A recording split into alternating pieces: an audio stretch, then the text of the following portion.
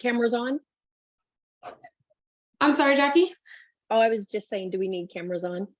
Up to you. We would love to see all of your wonderful faces, but completely up to you. So we'll go ahead and get started. Good morning, everyone. Welcome again to the Cradle to Career Community Engagement Advisory Board meeting. My name is Sydney Armendariz. I am the Chief of Strategic Initiatives and Partnerships here at Cradle to Career. So we'll go ahead and start off with a quick review of our agenda today.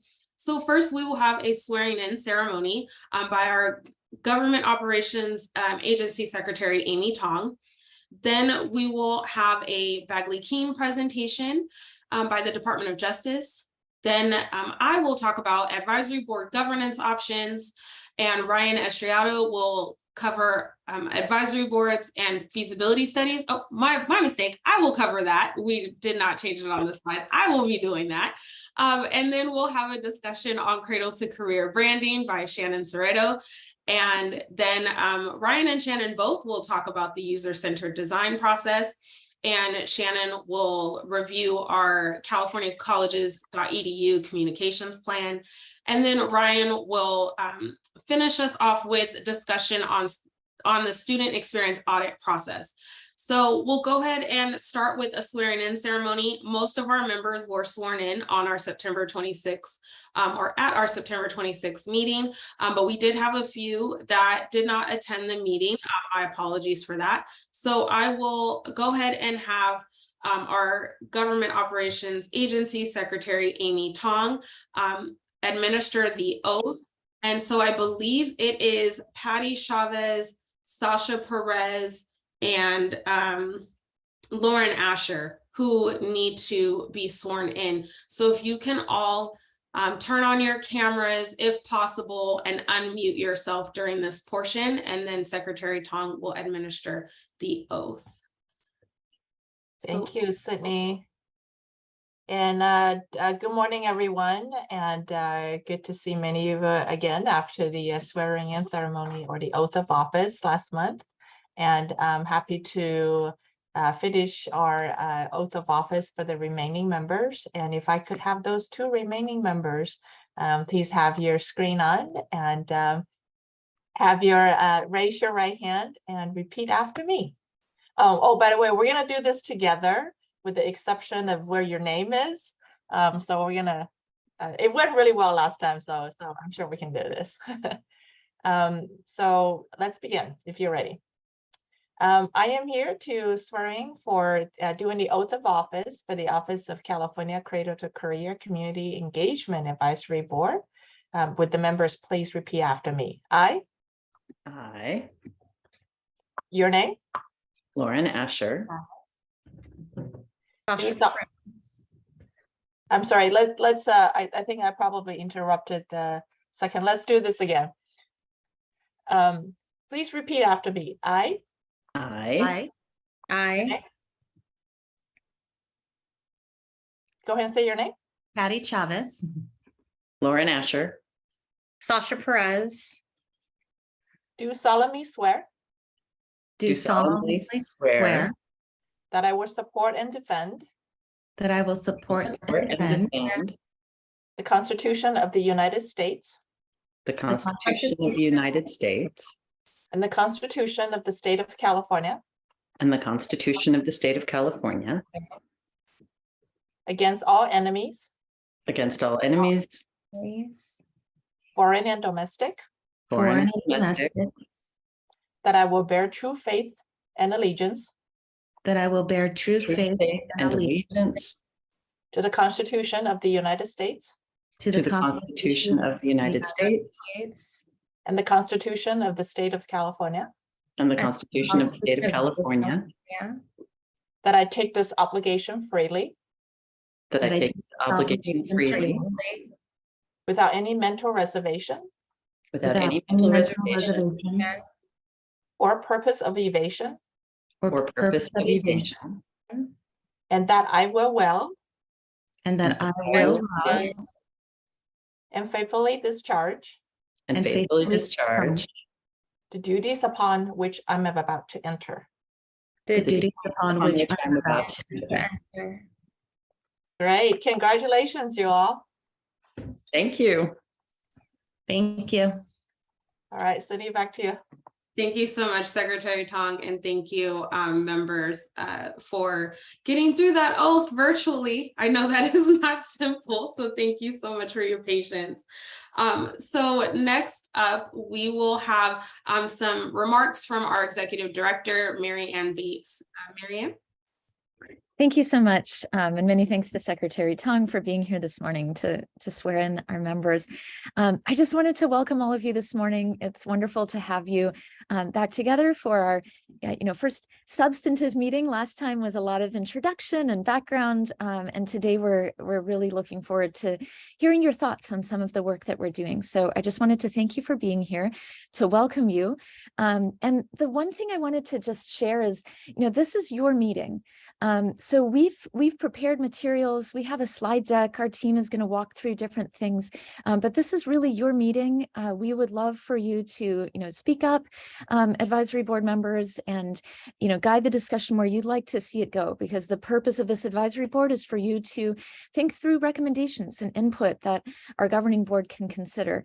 And we as an office are here to support you in that. So just thank you for being here. Thrilled, really looking forward to today's conversation. Thank you. Thank you, Mary Ann. So I'm going to stop sharing for a moment, and then I'm going to reshare for our next presentation on the Bagley-Keene Open Meeting Act. Give me one moment here while I pull up the presentation.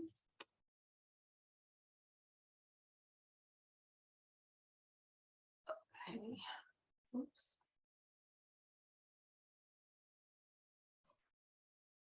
Okay, give me 1 minute.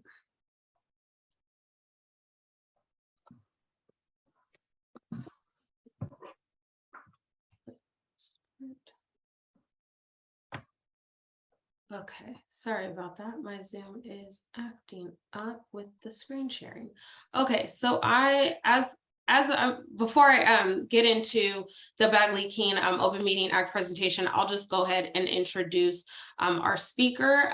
We have Malad Dalju, I hope I said that correctly, from the Office of Attorney General's office as part of the Department of Justice, and he will talk about the Bagley-Keene Open Meeting Act, which is very, very important for our work. Everything that we do as far as our board meetings is governed by this piece of legislation. So very, very important that we all, hear this presentation and learn to understand Bagley-Keene, and hopefully you'll understand why I can't give, end times to our meetings and things like that. It's because of this wonderful law. So, so I will turn it over to Malad. And so while you introduce yourself, I will work on sharing the presentation. So Malad, go ahead and I'll turn it over to you. Thank you, Sydney. I appreciate it. Like Sydney said, my name is Malad Dalji. I'm with the Attorney General's office, here to present the Bagley-Keene Act. I am waiting for Sydney to put up the presentation. Sydney, thank you so much for volunteering to go through the slideshow with me. And then we also might have a supervising DAG join us. Sydney, can you tell if she has joined us or not on Zoom? Let's see. I don't see her just yet. Okay, well, when she gets on, she can just jump in. So I'll just get going. It looks like the slideshow is up. As I was saying, I'm here to describe your obligations as committee members under the Bagley-Keene Open Meeting Act. I'll just call it Bagley-Keene from now on. So let me just start by saying that the open meeting restrictions of Bagley-Keene are frustrating for all committee members, all boards. It deprives individuals of their natural communication patterns. In between your public meetings, you may feel the urge to pick up the phone or call one or two of your fellow committee members to pick their brain, for example, or you may want to have lunch with a few of them and communicate business, which is very natural. It's human instinct, but such activity is prohibited and limited by Bagley-Keene. Learning how to live with Bagley-Keene as a member of a public body is not intuitive and takes some adjustment. Hopefully this training will help y'all get there. The next slide talks a little bit about the purpose of the Open Meeting Act of Bagley-Keene. If you understand the philosophy behind Bagley-Keene, it may help you better follow its requirements. First, it's important to remember that the purpose of Bagley-Keene is not to promote government efficiency. If the legislature wanted to maximize efficiency, it would have created an advisory. It would not have created an advisory committee. It would have created an agency with a single department head. When they decided to create a multi-member body such as this committee, it made two value judgments. First, consensus building through dialogue and collaboration by a group of people with different backgrounds, viewpoints, and experiences is more important than efficiency. Second, the public should be part of the consensus building. Keeping these two overarching policies in mind, that the public should be part of the consensus building and consensus building through different backgrounds and viewpoints, as you make these decisions, will make it easier to understand and embrace the requirements of Bagley-Keene. Also, as just a side note, some of you may be familiar with the Brown Act, which is similar to Bagley-Keene, but the Brown Act governs meetings at the local level, whereas in Bagley-Keene applies to state agencies and state boards. The two laws are very similar, but there are a few distinctions. The next slide generally talks about why Bagley-Keene applies to this committee. There are essentially 5 types of bodies that are subject to Bagley-Keene, but I'll only mention 2 for the purpose of this training. First, Bagley-Keene applies to all multi-member bodies created by statute. Because this committee was created by the Education Code, it must comply with Bagley-Keene.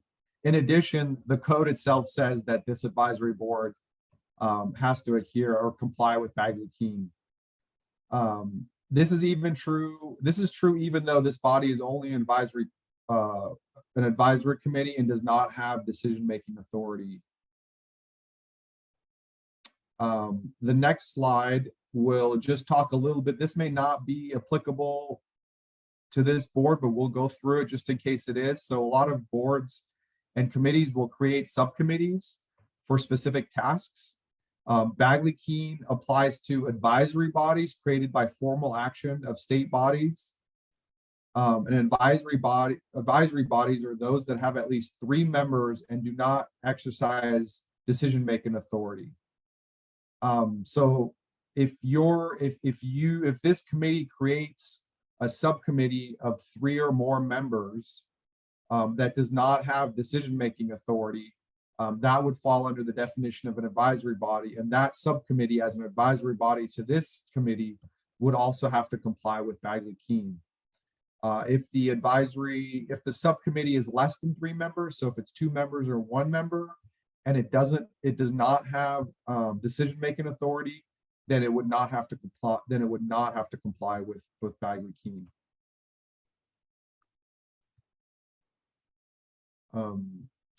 An advisory body can also include an impromptu advisory body created by members of your committee. This can happen, for example, if 3 members of this committee regularly meet outside of committee meetings to discuss committee business. Over time, these impromptu meetings among 3 or more members may become an advisory body subject to Bagley-Keene. This is an example that we provide because normally for an advisory body to qualify and have to comply with Bagley-Keene, it has to be an official action of this committee to create the subcommittee. But there have been instances in the past where if 3 or more members regularly meet, let's say 3 or more members have lunch together regularly before every meeting to discuss business of this committee, there have been cases where that's been found to be an advisory body and therefore have to comply with Bagley-Keene.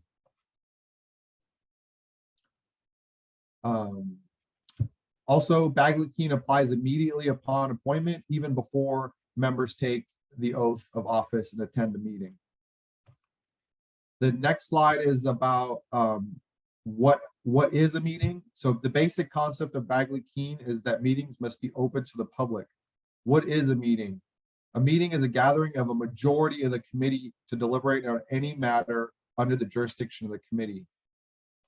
So essentially, there's two requirements to qualify as a meeting. One, that there's a majority of the committee, and two, that majority is discussing something that falls within the jurisdiction of this committee. So, for example, if 3 or more members get together and they talk about something that has nothing to do with the subject matter of this committee, then it's not going to qualify as a meeting.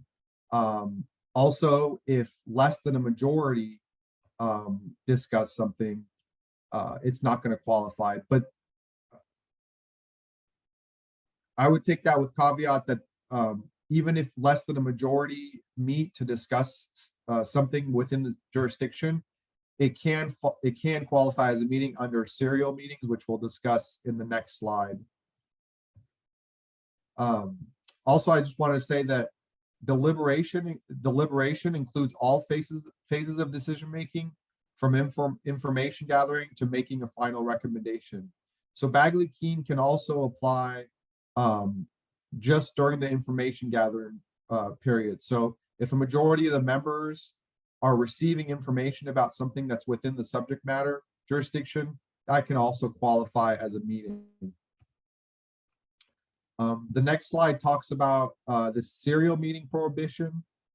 Bagley-Keene prohibits serial meetings. A serial meeting is a series of communications, each involving less than a majority of the committee, but collectively involving a majority to deliberate on any matter under the committee's jurisdiction. A serial meeting can occur through a chain of communications from one member to another, or when one person acts as a hub of a wheel and communicates individually with various spokes. A serial meeting can occur directly or indirectly through intermediaries. For those of you who represent organizations, communications between your organizations regarding committee business may constitute indirect serial meetings, which are prohibited by Bagley-Keene. Serial meetings also include series of communications collectively involving a majority of members of a subcommittee. This can be a real concern when a state body has several subcommittees with overlapping members. Again, we generally caution that no more than 2 members should discuss committee business outside of a public meeting. Serial meetings can include face-to-face communications, telephone calls, emails, texting, instant messaging, and all other forms of social media. Again, the philosophy behind Bagley-Keene is to promote public participation in the committee's deliberation process. When members of a state body engage in secret serial communications outside of a public meeting, the public is deprived of the opportunity to participate. The next slide talks about the pre-meeting staff briefing exception. The serial meeting prohibition does not preclude staff from briefing individual board members regarding an item on a noticed agenda. Agency staff may brief each individual board member, and each individual board member may contact agency staff individually to obtain information before a public meeting. Staff, however, may not communicate the comments of a member to any other member. So I know you heard the word individual really a lot in that particular, for this particular exception. So really what's important to remember is that if you have a question about something that's on a noticed agenda, just make sure that you communicate with staff individually and that you don't include other committee members in your communication. So if you have a question about something coming up, if you want to email, for example, your executive director, just make sure that you're emailing her directly and that you're not including other committee members. Sometimes you may receive information about something that's coming up from staff. Just make sure, and it may be going out to all the committee members, just make sure not to reply all and to ask your questions just to the individual staff or staffers. The next slide is about what is not a meeting. There are some gatherings of a majority of state board that are not subject to Bagley-Keene. For example, a conversation between a member of a state body and any other person, such as a member of the public or staff, is not subject to Bagley-Keene, unless, of course, it's part of a serial meeting. There are also limited exceptions for conferences, public meetings of other bodies, and social gatherings, as long as a majority of the members do not discuss committee business. The next slide is about the meeting notice rules. Bagley-Keene requires meetings to be noticed 10 calendar days in advance. The notice must be posted on the internet 10 calendar days before the meeting. The notice must include an agenda of all matters to be discussed at the meeting, as well as a brief description of each agenda item. Generally, items may not be added to the agenda after the 10-day notice period. There are some very limited exceptions. A board member may not discuss any item not on the agenda at the public meeting, even if no action is to be taken by the board. So this last point about board members not talking about items that aren't on the agenda, the most common way that this comes up is that a member of the public may ask a question about a subject that's not on the agenda. Committee members should be really careful about not commenting on matters that are not on the agenda. Members of the public can ask about whatever they want and make essentially whatever comments they want. What Bagley-Keene covers is the committee members, and so it's just really important that committee members not respond about subjects that aren't on the agenda. The next slide is about public rights at meetings. The public has a right to attend meetings anonymously. So though a lot of people will voluntarily give their names or an organization they're associated with, the committee and then state agencies don't have the right to require their names, or, you know, with remote meetings, for example, under Zoom, we have to make sure that the state bodies don't require people who are attending as members of the public to include their email address or any other type of contact information. The public also has a right to criticize state bodies. There are some limited exceptions for disruptions and things like that, but essentially members of the public can come and complain about state bodies as much as they want at public meetings. The state body does have the right to adopt reasonable time limits for public comment. Whether a time limit is reasonable varies with the circumstances, including the time allocated to the meeting, the number and complexity of the agenda items, and the number of people wishing to comment. A state body must avoid restricting the content of speech and treat competing viewpoints fairly. The public does not have the right to comment on matters not under the committee's jurisdiction. The public may comment on items not on the agenda, but board members, as we discussed earlier, are limited to discussing only agenda items. The next slide is a continuation of public rights. The public has a right to request meeting records. A meeting record is a writing distributed to a majority of a state body in connection with a matter subject to the consideration at the meeting. So there are some exceptions with attorney-client privilege and things like that, but generally anything that the staff sends to a majority of the committee members in anticipation of a meeting is going to be a public record. And so just be mindful of that when you're communicating with commission or committee staff, and also with each other. Such records include meeting notices, agendas, agenda packets, memos, reports, and any documents prepared by or at the discretion of staff or committee members, including support or opposition letters from members of the public. The next slide is also about public rights. The public has a right to request meeting records. A meeting record is a writing distributed to a majority of a state body in connection with a matter subject to consideration of the meeting.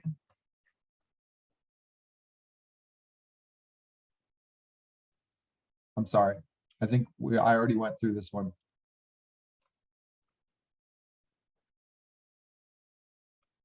And for any additional information, you can visit the Department of Justice website. The website is listed here. And that's the end of the presentation. I know we covered quite a bit, and some of this information is a little bit confusing and complex. So I can try to answer any questions that committee members may have regarding the requirements of Bagley-Keene.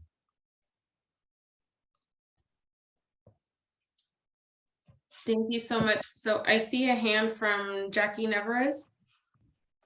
Hi, thank you. So I was just wondering, because I often have done presentations of the California Colleges.edu platform, and so I do them in different settings. So I don't know how this would be involved. If I were at a conference and there were multiple advisory board members there, and I'm presenting, doing a demonstration, or if I so I'm just a little, because that is often an agenda item for us, is the California Colleges.edu platform. And so, if I'm educating any advisory board members on how the actual platform works, I just want to make sure I'm being respectful of Bagley-Keene. Yeah, absolutely. I would say that if you're communicating, whether it's a webinar or anything, if you're communicating with the majority of members of this committee, I would check to make sure that there's an exception that applies specifically. So I would maybe send those specific facts to your staff, and your staff can reach out and make sure that there's an exception. They usually would reach out to us if it's something more complicated, to get advice on that specific matter, but it really depends on the specific circumstances. There are some exceptions for conferences that don't have anything to do with the subject matter of this committee, but it sounds like what you would be educating the other committee members on is related to the subject matter of this jurisdiction, or of this committee. So I'm not sure that any of the exceptions would apply, because information gathering is part of the deliberation process. And so generally, if there is a majority of members involved, it would have to be at a public meeting. Thank you.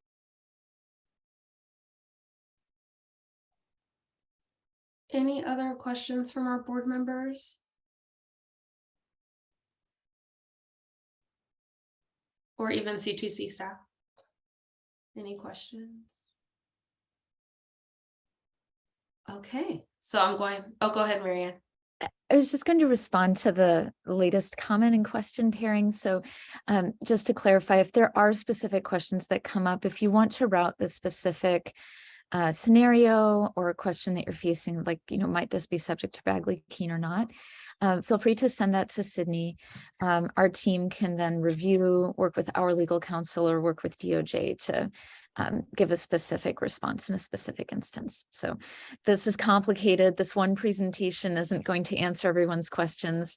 And we're here for you, and we can connect you with the appropriate legal resources to be able to answer this in specific cases. Yes, and thank you so much, Malad, for your wonderful presentation. It was very informative, and we really appreciate it. So as Marianne said, if you have any additional questions, please reach out to me, and I can work on trying to get you the best answer for your specific situation. So thank you so much again, Malad. Thank you. Thank you. All right, now let's test out the share screen business one more time. Okay, whoops.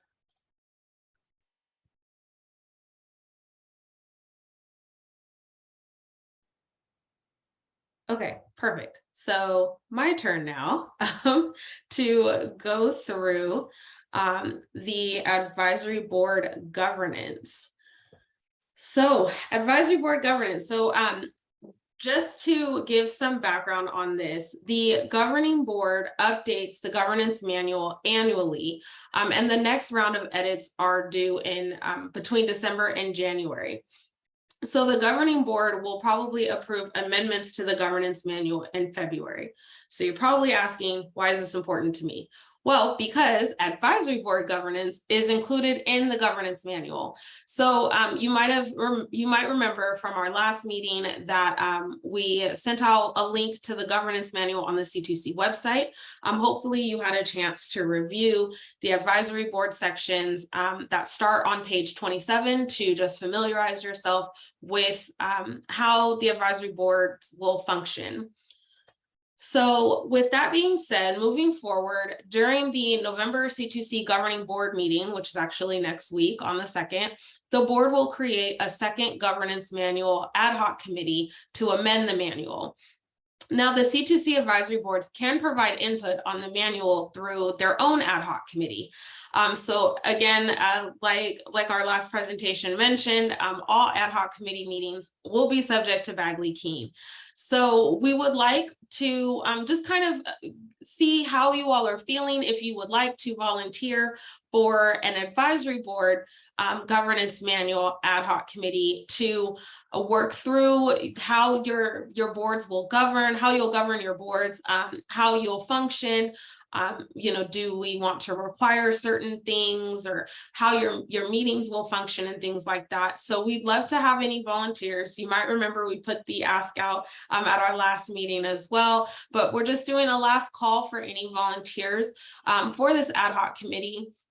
And then at the November board meeting, the governing board meeting, we'll have the governing board select their own ad hoc committee, and then they'll review the recommendations that come out of the advisory board. So if we have any volunteers, I won't pick on you now, but if you would like to volunteer for this ad hoc committee, please email me or call me and let me know. I think that there will probably be like 3 to 4 meetings between now and the end of the year to send in to develop the recommendations for the governance manual. And then in next year, early next year, then that's when the governing board will review those recommendations. So if you have any questions, or if you'd like to volunteer now, please feel free, and I can make sure that we record your name down as well. So are there any questions, comments, concerns about this?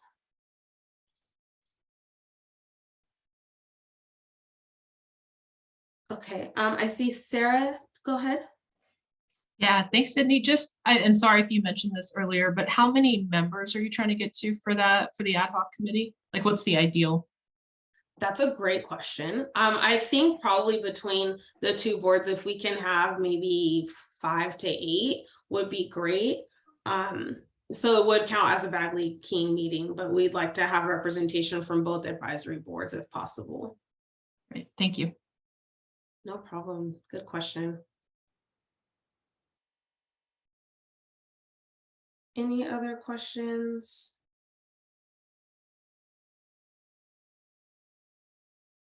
Comments, concerns, volunteers? Okay, well, I'll let you ponder that for the next week or so.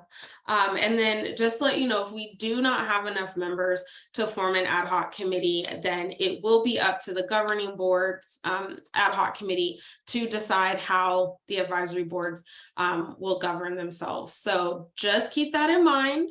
If we don't have an advisory board ad hoc committee, then we're leaving it to the powers that be and our wonderful governing board members.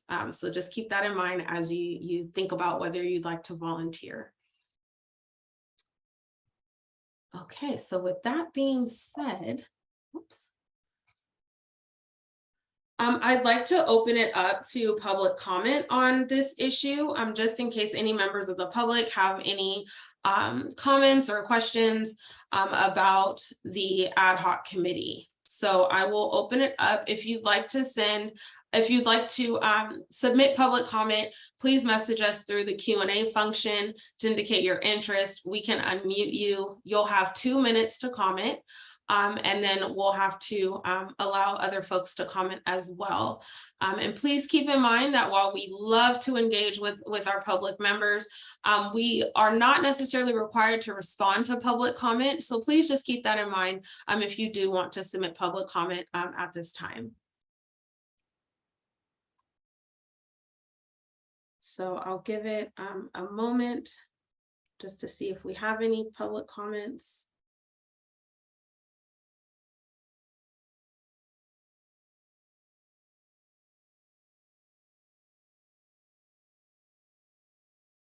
Okay, I'm not seeing any, so I will go ahead and move to the next agenda item.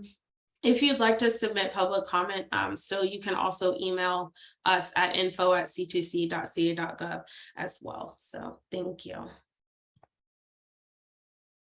Okay, so next up is a discussion, or I guess a presentation about advisory boards and feasibility studies. So this particular part of the agenda is super important because it's going to kind of set the foundation for how the advisory boards submit their recommendations to the governing board, which is ultimately the function of our boards. So we want to make sure that we cover our blind spots. So we want to get input before and during the development process of our data system. So the advisory board, you can definitely help by generating interesting and meaningful ideas for what the data tools could be. So that's going to be a crucial function of your work here as advisory board members, is to make sure that you're listening to your stakeholders, you're giving your input on who you represent from the community, and that you're generating good ideas for the governing board to consider as we build out this data system. So how the data tools get made, how do we do this work? Well, ideally, first, it would be our advisory board members would share their ideas about what the data tools could be. So you could drum something up like, you know what, I think the data tools should be able to send me cookies whenever I click into it. I'm totally making that up, but roll with it. And so then we'll take that idea, we'll complete a feasibility study to assess that recommendations. Does getting cookies delivered, does that really match the intention of the data system? So we'll do a feasibility study in our office and with you as board members to work on that, to see how much would that cost to implement, how much staff would be necessary to implement that, and what would that look like for the data system. Then we would take that feasibility study and then go to our governing board members to discuss the results of that study and decide on new features. So the governing board could say, yes, we love cookies. We want to make sure that the system can, deliver us cookies right when we want it to. It's immediately. Or the governing board can say, how does that even deal with education? What are you guys doing? So they could say that too. So we want to make sure that we have a clear process for how we get your recommendations and your ideas into the governing board members' hands. So the C2C staff will complete this feasibility study, which would include information about data availability, reliability, and validity, and then also look at legal requirements, any startup and ongoing costs to the office, and also to the data providers, and then look at potential approaches for collecting the information. And then, of course, any other political or major implications that would jeopardize the neutrality of our office. So the feasibility study will basically be the mechanism of taking what comes out of our advisory board meetings and sending that over to the governing board for them to decide on. So to wrap up, I will open this up for public comment right now. If you have any comments or questions from the public, while I'm wrapping up this part of the presentation, please feel free to send a message via Q&A, and then we will unmute you. And again, you'll have 2 minutes to comment. So all in all, we will have a governance consultant working with us here in our office to help finalize this process, to make sure that there is a clear procedure that's in our governance manual and that you all understand on how how your recommendations will get to the governing board. So we will have a governance consultant starting next month. So more to come on that. As we finalize this process, we will definitely keep our advisory board members informed about what that will entail. So while we're waiting for any public comment, I'd like to open it up to our board members. Does anyone have any questions or comments or concerns about the feasibility study process?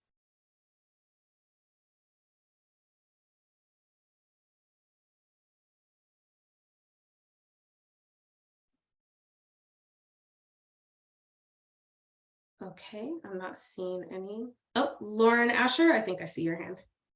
Hi, and thank you. The pleasure to join you all today. I was wondering about how, since you described sort of an individual saying, oh, it would be great if it could do X, if there is a component that takes into account the community interest in something. Yes, so we will definitely make that a part of the recommendations process. So that's something that we'll work with that governance consultant on further clarifying. But yes, we would love to have a community part of that, whether it's through you as our board members and your interactions with the community, or whether it's through our own mechanisms like our community conversations events are always a good platform for us to engage with our community members as well. So yes, that is definitely going to be a part of the process too. Thank you.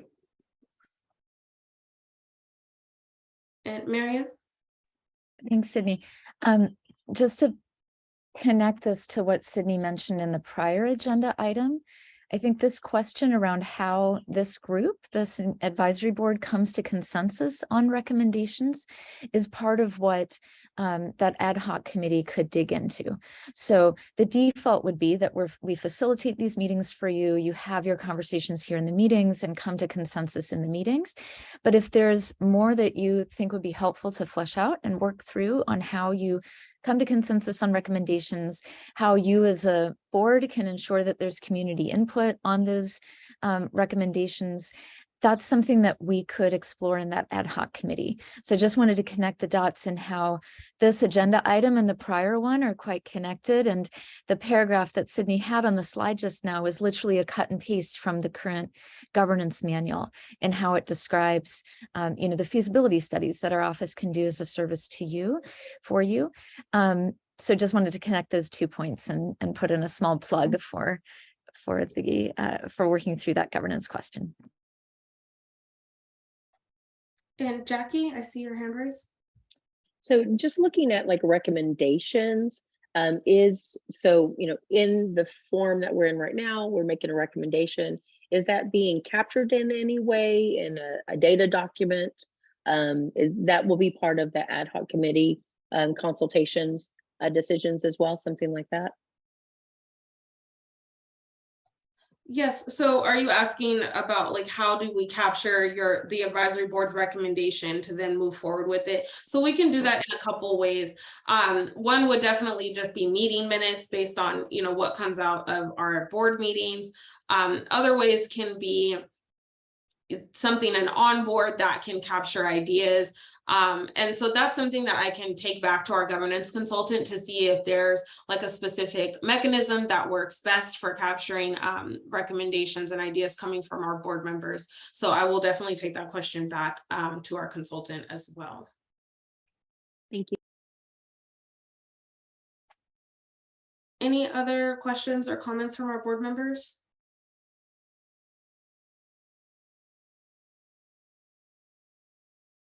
No, okay, and then I don't see that we have any public comment request either.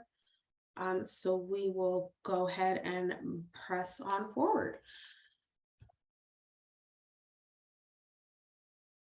Okay, so now I will turn it over to Shannon Serrato, who is our Director of Engagement, and she is going to talk about Cradle-to-Career branding. So Shannon, I'll turn it over to you. Thank you so much, Sydney, and good morning, everyone. It's so nice to see you all again today, and a big welcome to our new community engagement advisory board members. We're so excited to have you join today. And I'm super energized to begin taking a deeper dive into the work and engage with you all for your thoughts and feedback as the work at Cradle-to-Career picks up speed. Next slide, please. So as you may have seen in our 5-year timeline, as Director of Engagement, I have been charged with creating a clear, vibrant, and cohesive brand identity that reflects the vision and mission of the Cradle-to-Career data system. And I'm excited to share updates made so far with you all today. And in the past 2 months or so, we've made significant strides toward a streamlined vision for the brand. As you will see on this slide, we've worked on updating our basic branding foundation, revamping existing components such as the C2C color palette, font family, logos, icons for a unified look. We'll be touching on some of those items this morning, but before we focus on some concrete components for your feedback and input, I want to highlight other work that's been made specifically to the C2C site and our communication strategy. As we build tools and collateral, it's critical that we focus on the needs of the different populations that we serve. We've begun segmenting information out by stakeholder type, so researchers and analysts, educators, community advocates and members, and students and their families. And we'll target that information relevant to them as we go forward. We're also building out pages on the site for resources, a newsroom that houses our new C2C blog, and press releases. And we've also just launched our C2C newsletter to subscribers to keep them abreast of the goings on of Cradle-to-Career. Today's portion of our advisory board meeting will focus specifically on potential Cradle-to-Career logos and the C2 name itself. But before we get into the weeds here, I want to recognize that you all are experts in your field and you have clear stakes in the building of the data system. So while I could spend hours talking about these kinds of things, I want to explicitly state that we are learning as we go. And I think that's been mentioned a couple of times already today. I mean, you all are a key part of that process. I've loved the intentionality and transparency that's gone into the planning and building of the data system so far. But I want to make sure that we're using your time wisely. We only have a couple of hours together, so today I'm going to present a couple of different ways for you to submit and share your thoughts and feedback, but want to acknowledge that this is an evolving process. As we mentioned, we are really hoping to learn and hear from you as we go forward. This is only our second meeting together, and this is the first real chance that we've had to hear from you all today. So this is an open invitation to A, engage in a way that makes sense for you, and B, let me or someone else here at Cradle-to-Career know if there are things that we can be doing differently that might help strengthen the process. So next slide, please.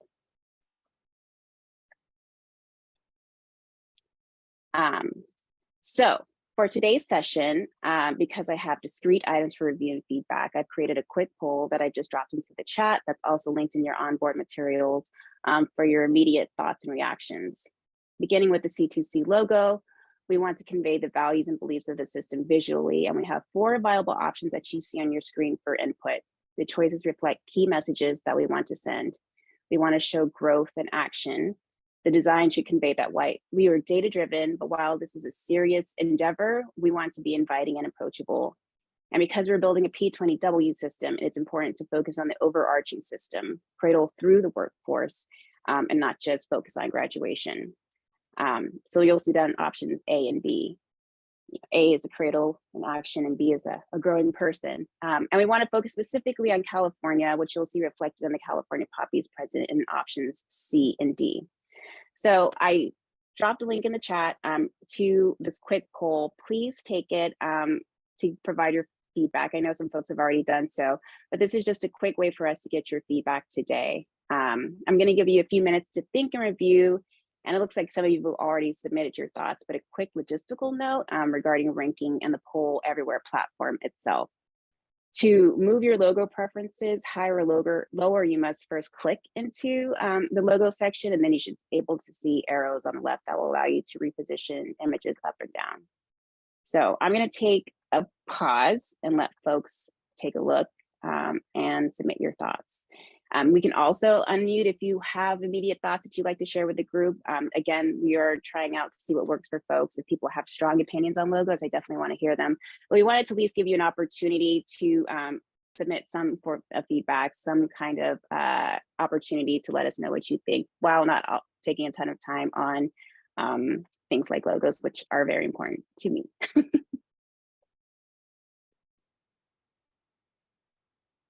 So it looks like you all are working on this. I'm going to give a couple of minutes, but we are quickly approaching consensus.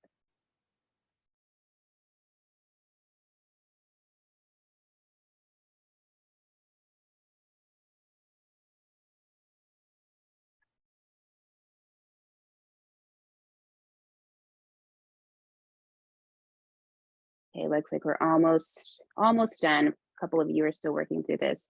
But again, if you can always annotate your onboard agenda and share those comments with staff if you would like. And you can also just send me a note if you have direct feedback that you want to share. My email address is shannon.serrato@c2c.ca.gov if you have more in-depth thoughts. Your thoughts are super critical in this stage as we work on revisions, ultimately paring down a final logo. Following your feedback, we'll make some tweaks, drill down to final selections, and present them to the public for last thoughts. We want to ensure our boards and members of the public feel included in every stage of the planning process. So stay tuned in the coming weeks as we have a final logo. I'm going to give folks 1 second if you would like to unmute before we move on to the next item. If you have to give you an opportunity to weigh in if anybody has strong opinions or thoughts today. I also say this because I need to switch over to the next survey. Yes, Patty. Oh, I was just going to say, great job. They all look great. They've got great vibrancy. I do have a preference, but I'll send you my contact. I did want to share. Thank you for all your work on this. Thank you so much. I appreciate that. I echo Dancy. I didn't see the tagline. I just saw the logo. So I'm wondering if maybe I had a screen setting that was a problem. No, so we're going to be turning to naming and taglines in the immediate conversation. It's a one kind of active poll at the same time. So once we finish here, I will turn to the next one. So I'll give you a moment to get to that. I'm actually going to drop my email into the chat so you all can have that while we are still together. Okay. So it looks like 3 more folks maybe are doing this. I say this because I need to make the other poll live. So I'm going to give us about a couple more seconds here, and then I'm going to activate the naming and tagline polls. Okay, great. Thank you so much. So with that, we can move on to naming. Next slide, please.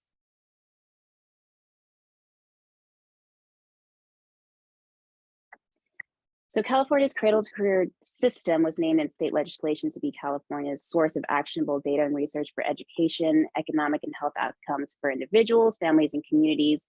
And we've been called many different names so far, from Office of Cradle-to-Career Data to California's Cradle-to-Career Data System to Cradle-to-Career Data. But we want to ensure that our name truly reflects the state's landmark investment and goal to help Californians reach their full potential and build more equitable futures. So another point of consideration is that there are many Cradle-to-Career systems doing great work, not only in our state, but across the country. So it's important to distinguish ourselves as an overarching data system, not a direct service organization. There is clarity provided when using terms like data or system. Fewer people are likely to misinterpret the work of the organization, but we also want to create a feeling of positivity, inclusivity, and belonging that can be achieved if viewing the system as an initiative. So we want a name that reflects not only the mission of the system, but the aspirations that come with it. We presented this issue to members of the public during our September community conversation and asked people on the call which terms resonated with them with thinking about Cradle-to-Career and which words in turn were real barriers when thinking about C2C. Over 75 members of the public said terms like data and system and information were keywords that resonated with them when thinking about C2C, while others like ecosystem and hub did not spark as much joy. We also asked them to share their thoughts about words or phrases that came to mind when thinking about the system. We heard things like a holistic student journey and college and career guidance for students of all ages. And they also like talking about the linked data system through a concept of connectivity. So phrases like a connective data system, early childhood through the workforce really rang true for them.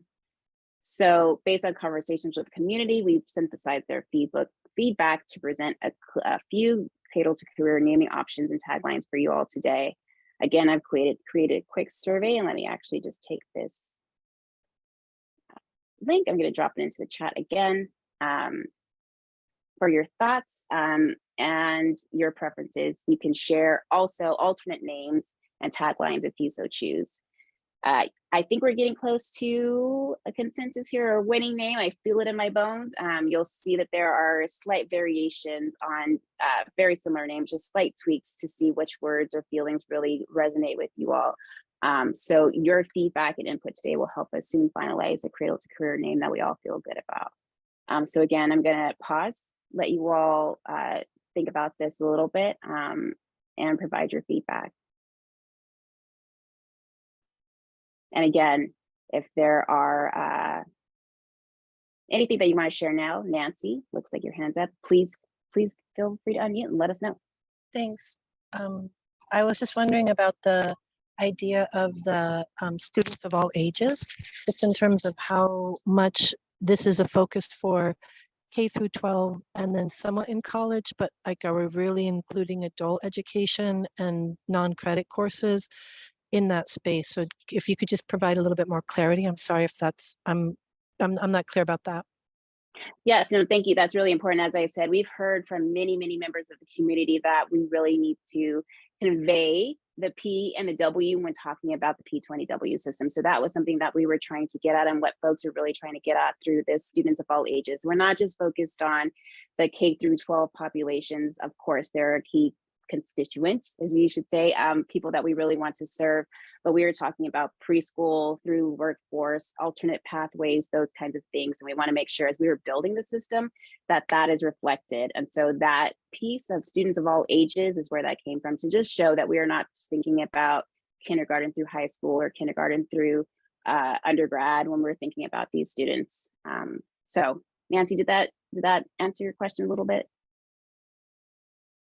Yeah, that definitely talks about the intention. I guess my question is just to get more clarity, I guess, on my own part about how that workforce piece or the, sorry, I'm having trouble with my video, how the workforce piece or the alternative or older students would actually be reflected in the data set. So I'm happy to let other folks weigh in on these pieces, because I know that we are actively recruiting or getting that data or those pieces together. But those are supposed to be part of our linked query builders, part of our dashboards that we are working on, not only now, but in our coming years. So again, we are hoping to lay the foundation and set the intention, right? So I hear you that it is still an intention, but as we're working through this, we want to show from the very beginning that these folks, these populations are reflected, not only in what we're doing, but really matter in our name. Like stating this explicitly is a real goal for us. So that's really where that comes from. And we want to make sure that that is resonating with everybody. Thank you so much. I could weigh in just a little bit too, just really quickly on that. Ryan Estrellado, Director of Data Programs, and tomorrow we'll be meeting with the Data and Tools Advisory Board, and we'll be talking about a number of topics on the agenda. But one of them that might be interesting for you, Nancy, is the employment data set. So we've got a number of data sets that we're working on with our data partners, but the employment data set would be part of a larger plan to build some dashboards that empower researchers to ask questions like, how do you, what are the expected earnings, at the 3-year, 5-year, 10-year point after folks graduate from college. That's just one example. We're still very early and trying to develop what the right research questions are and the related data, but just know that there's active work on employment related stuff. Great. And Lisa, I'm going to let you weigh in soon. It looks like we were having some issues with the tagline setup, so I apologize for that. Again, if this does not work for you, and it seems like it doesn't, so apologies for this. Something's in the air today with the internet. Please just weigh in. You can chat me, email me. We always have a point of communication. I'm always here. So apologies that this quick and easy way was not as quick as easy as I hoped. But please always reach out. Please let me know if you have any thoughts or opinions. You can even just drop them in the chat right now if that helps kind of relay that information or relay your opinions. So Lisa. Thank you, Shannon.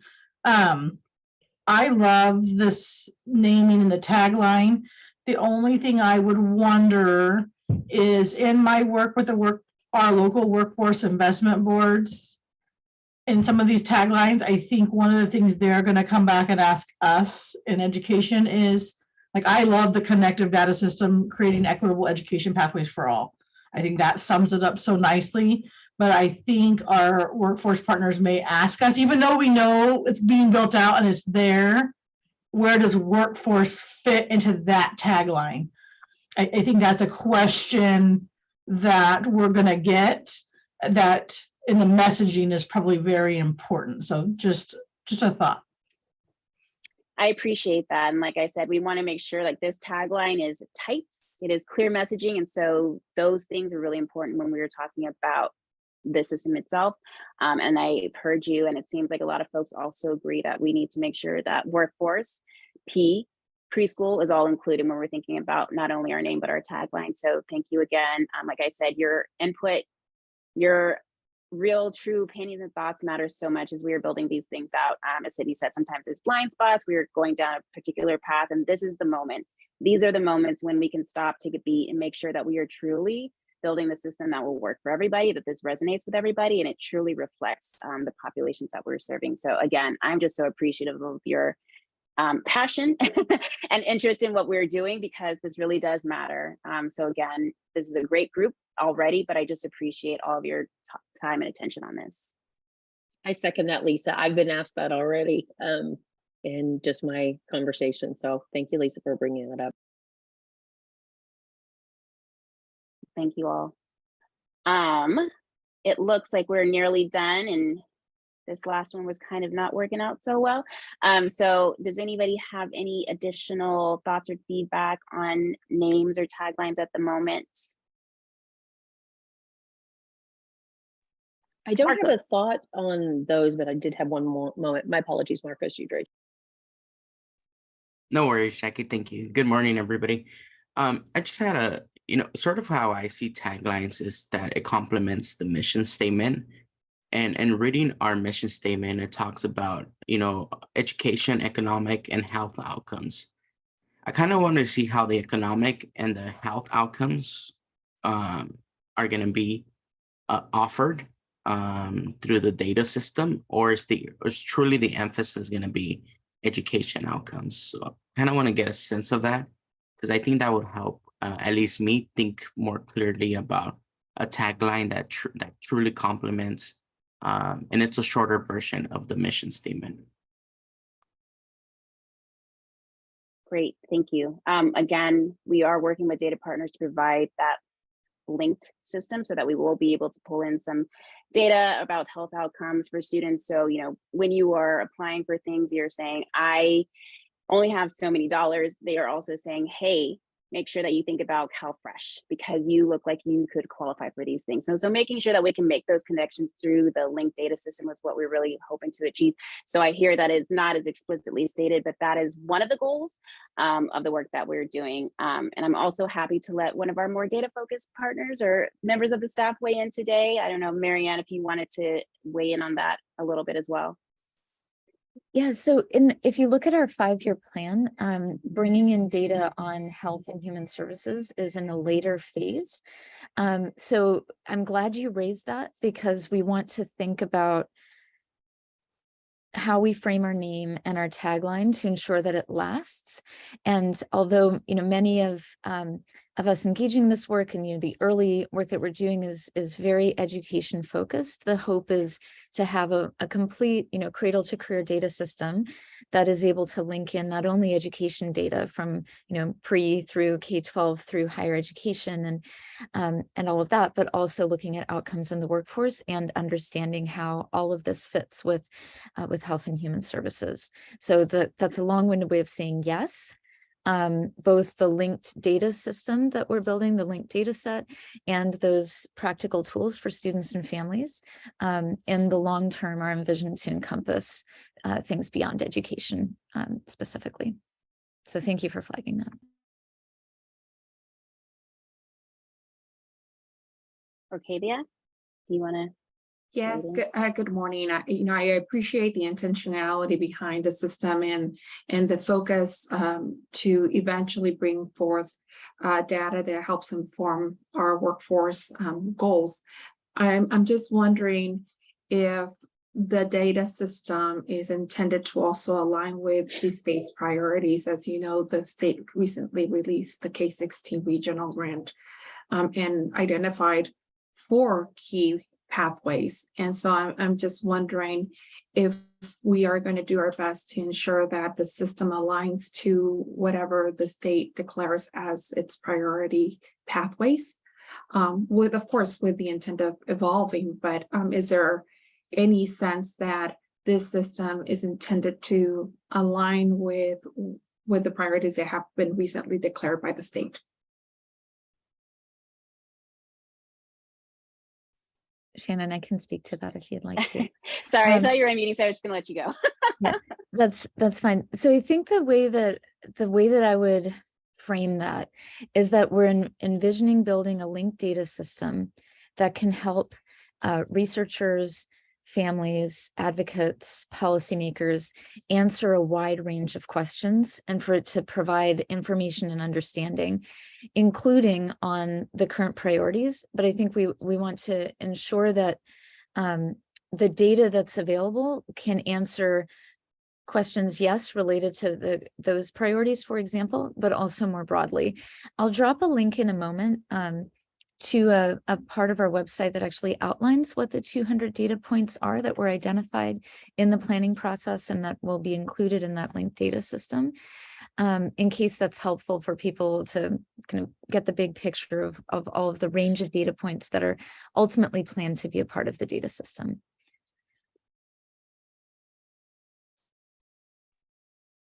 Great. And then Jackie, do you still have another question? Okay, sorry, I didn't want to. Yeah, no worries. Actually, it really is better timing to have waited after everyone. This is just kind of a tertiary commentary. I'm just wondering, after we do settle on the branding, how we rename ourselves with A:, I think it would be nice. I would like to have maybe a Zoom background, so that has it branded. So that way, you know, as we're in public meetings, I think it's a little more demonstrable. Jackie, you're speaking my language.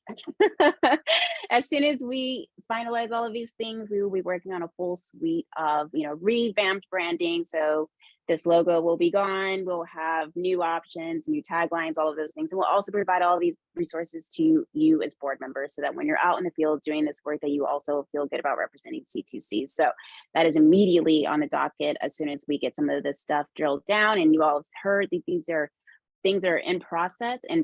And so I feel like we are really close to that in the coming month or so. We should be able to get that ball rolling. So absolutely, we will get that to you and have that available to all folks who are interested as we go forward. So thank you for that.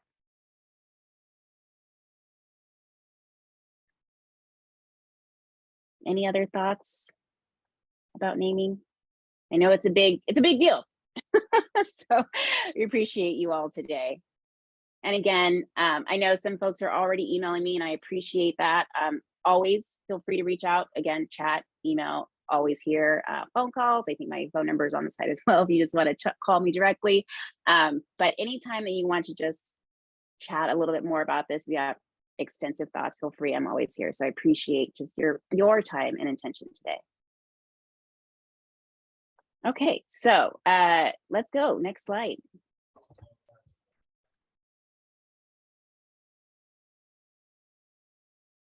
So finally, in this last piece, I've touched upon this today, and we've all really talked about this today, but as the team learns how to not only work together, but with you all, it's important to take a beat to determine what is working and what can be improved.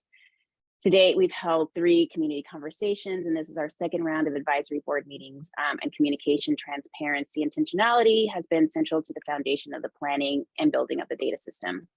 However, as we said before, we want to make sure that we take the time that we have with you all to really think about the process. We've got a lot of smart people in this whole room. So we want to formalize the ways that we engage with you all. And we've said this already, but we really are trying to not only standardize, but make it very clear, explicitly state what we are expecting of you and what you have expectations of us as we continue on this process. We want to formalize the ways that we engage with the community, developing a shared understanding of how we solicit feedback, and then effectively communicate what we've done with that feedback following our conversations. And so that's already come up today, but we really want to make sure that you are providing this feedback, you are providing this input, you're taking the time out of your day to have these conversations, to hold these meetings, but you also want to know where this is going. And so we want to make sure that we are creating clear mechanisms for not only soliciting feedback, but then making sure that you hear and understand where we've gone following our meetings and conversations. So as we continue to employ a user-centered design process, we have a unique opportunity to build the C2C community that we want going forward. So in our next community conversation, and this is a plug for our November 9th meeting, if you would like to join, we'll be starting the basis for our community agreements and guidelines that will direct how we interact with various groups going forward. We want to set clear and shared expectations and boundaries as we engage with members of the public, and we'll be creating important resources that will drive conversations from now on. We will also be creating what we've been calling internally a C2C input toolkit that will standardize the process by which we solicit feedback, such as taking quick polls on specific items or immediate feedback like we've done today, broadening the scope of the topic for more open-ended responses and questions, and then synthesizing and communicating that input back to members of the public to show what we've done through, for example, the C2C blog and our subscriber newsletter. I also want to take the space to explicitly state again that if there are things that you would like us to be doing more of or thought we would be doing, but you haven't done yet, please let us know. We have a couple minutes now to share quick thoughts as a group, or you can reach us in the various ways that I mentioned before. You can always annotate and onboard. This is a new tool that I think will be really useful and efficient as we go forward. But you can also send us an email. You can drop it in the chat. You can give us a call. We just want to make sure that we're hearing from you if you would like to talk to us. So that's a long-winded way of saying that we're looking forward to streamlining this process and appreciate however you'd like to help us as we embark on this work. So any thoughts, opinions, Jackie? Sorry, you just spoken about a November 9th date? Yes, our Could you next community clarify that? conversation. So this is our next community conversation that we'll be having with members of the public. So we will be talking explicitly in our next conversations about our user-centered design process from the Cradle-to-Career perspective and building out these community guidelines and agreements. So we'll be talking to members of the community specifically about how they would like to engage with us, making shared agreements about how we solicit input, how we will be presenting that feedback to them, how we want to work as a group together. So we're doing this all with you all today, but we also want to make sure that we're opening this up to the public and then streamlining, formalizing, and putting this on our website, using that feedback every single meeting going forward. So that'll begin November 9th. And I definitely want to make sure that you know about that, but just wanted to make that clear. And I have a note that community conversations are those public meetings that we have with members of the public. These are open calls for folks. So it's not advisory board members necessarily. It is just anybody interested in the data system itself. So in the past, we've done demos. Our last conversation, Ryan and I talked about branding in advance of this and data dashboards. But these are the opportunities where we can kind of hear from the public in a formal way to get their feedback and thoughts outside of just public comments during these advisory boards or governing board meetings. Thank you. Thank you. Paige. The meeting that you're referring to on the 9th, I know there's one Cradle governing board on the 2nd that we received. Is that the same thing or is it? These are two different. So we actually are going to be. I'm sorry. Go ahead. I was, no, I was just going to receive. I'm so sorry, Paige. Go. Okay, I think I may have a slight delay, so apologies for this. But what I was going to say is that we will be updating the events page today. I'll be sending out a MailChimp or message to all of our folks today. We'll be posting on our social media soon, but it's just 2 weeks out. And so this will be coming very, very soon.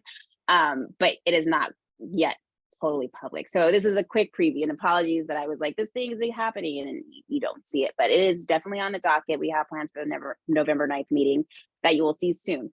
So apologies if that was not clear.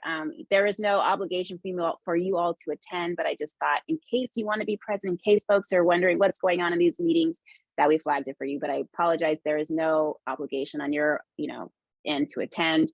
This is more just an FYI. So I maybe should have said this after I sent out the email, but that is the thinking there. So apologies again if that was not clear. We are working to streamline this communication and cut down on confusion. And this was not a useful, that wasn't so great, but we're working on it.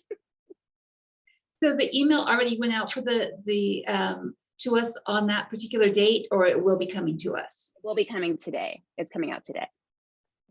Thank you. I do appreciate those. Yeah. Because it's good for us to share it with other people. So thank you, Shannon. for Yes, thank you. Thank you all. And honestly, I just appreciate this group. You're all so active and engaged. Anytime we post things, it's just so nice to see our board members really working to get the word out as well. So this is just a quick pitch from me as, the communications person, just say I see it and I appreciate it. So thank you.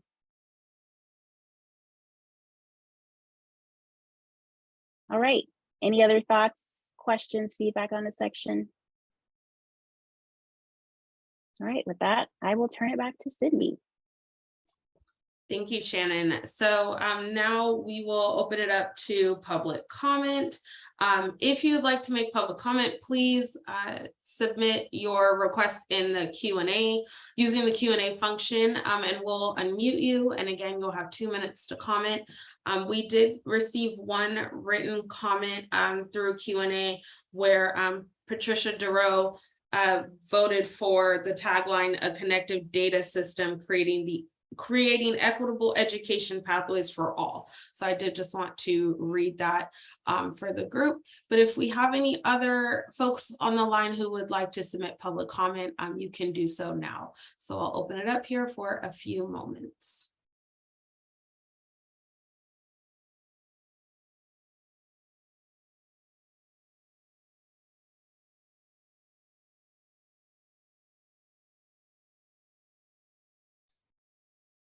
Okay, I'm not seeing any more public comment in the Q&A. So we will go to the next item, which is a quick 10-minute break.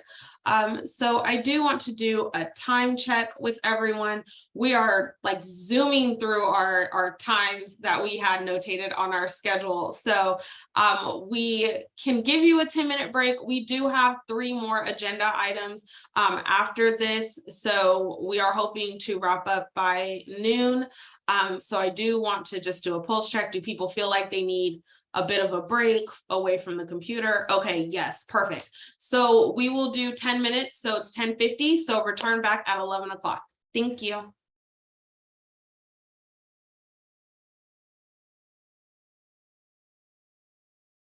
I always forget to.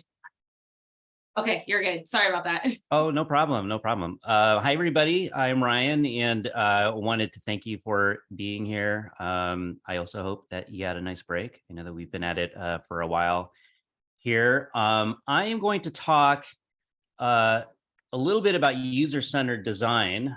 So far, we've talked about the advisory boards, the structure of how we receive your recommendations and then reflect them in the products that we build. And then Shannon talked about branding, so how we can work together to create and communicate our identity to the public. And then I'll be talking about user-centered design, which is a process that we're going to rely on to make sure that the data products that we develop are meaningful for the people that we serve. Next slide, please, Sydney. So these are the steps of user-centered design, but I wanted to put up front just 3 takeaways that I hope you get from from this little part of our conversation. The first one is that if you have experience with user-centered design, you'll know there's no one way to do it. There's no formula for it. The second is that despite that, in my experience, no matter what approach you take, the activities of user-centered design do tend to fall into groups of activities or phases, I sort of think of them as. And each phase sort of requires a different kind of thinking and different activities. But I find that if you watch designers create things, that their activities fall roughly into these phases. And then finally, third takeaway, maybe the most important one for this group here, is that each phase of the user-centered design process can be a place where we engage the community. That looks different depending on the phase, but it's an opportunity. In fact, in a little bit, I'm gonna ask some advice from you about how we might do that. So stay tuned for that. Okay, so I'm just gonna go through these really quickly. I'll talk about them in concept, and then for each one, I'll give an example. And then I'll give like a real life example that we've been working on together, our team has. Okay, so first phase, research. So this is information gathering, learning about the problem that we're trying to solve, what other solutions in a similar space have been created by other folks, other organizations. Importantly for us, gathering information from the community. So different audiences, users of the products that we're going to develop, so our audience, but also decision makers, all kinds of folks. One example of what this could look like in our context is the student experience audit, which I'll talk about later towards the end of our time together. But that's a process by which we talk to students and folks who serve students about their experiences so that we can use them to inform the products that we build. All right, that's research.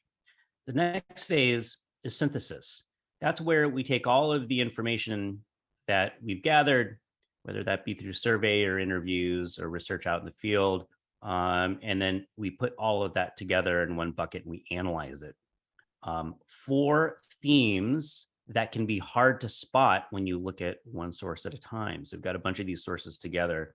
We tried to identify themes. Important for us as a group, these themes are going to be, for example, barriers to members of the community to progress through their life path and their career path. But it could also be barriers to researchers who are trying to do groundbreaking research, but can't get to data. So these are the types of things, themes that we might expect to see as we sort of go through the data. One example is users finding meaning through interaction with the data. So I'll talk a little bit about this at the end of after I talk about prototyping, but we spoke with folks at the last community conversations event and asked them how they use data dashboards and why they keep on using the ones that they use. And one theme, as an example to illustrate synthesis, was the idea of interacting with the data, being able to control what they see as a way to respond to the questions they're trying to answer. Next phase is brainstorming. So we've got all of these themes. We begin to see these themes as opportunities to design. For example, with interactivity as a theme, we can begin to ask questions like, how might we design a dashboard that really scratches the itch of interactivity in data with our audience? And then we generate as many ideas as we can about that. So if you participate with us in something like a Jamboard session, or if we are getting in front of a whiteboard with members of the community with a big old question up at the top of the whiteboard, that sounds something like, how might we design a dashboard that is interactive and inclusive? Then that might be a clue that we are in the brainstorming phase. Finally, prototype building, where we select ideas from the brainstorm and we build them as rapidly as we can, not because that's the final product, but because we believe that in building the prototype itself, we give ourselves one of the best opportunities we can to learn about how well this idea could work. The other benefit of building a rapid prototype is it gives us something in real life to put in front of folks like you and other members of the community to react to it so that we can learn from the direct experience of the people who we are trying to serve. Prototypes tend to be built really fast. They can take a bunch of different forms, but some examples are prototype slide decks, or like the slide that Shannon showed that's got the logos on it.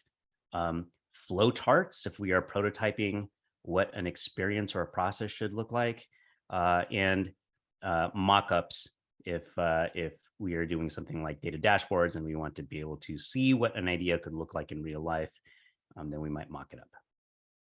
Okay, so I know that was a lot of information. I want to make this really concrete by just returning back to our community conversation event that we held 2 weeks ago, in which we asked folks what data dashboards they use, especially ones that they keep on coming back to, and why do they keep on coming back to them. We would call that conversation part of the research phase. Then we took all of the chat logs, the notes that we took in the Zoom recording, gathered that all in one place and began to examine it. That is the synthesis phase. We surfaced a number of different themes. One example was interactivity. And at the next opportunity, we're going to be entering the brainstorm phase, where we begin to apply those themes that we learned from that event and all the other ones to stuff that we're actually building.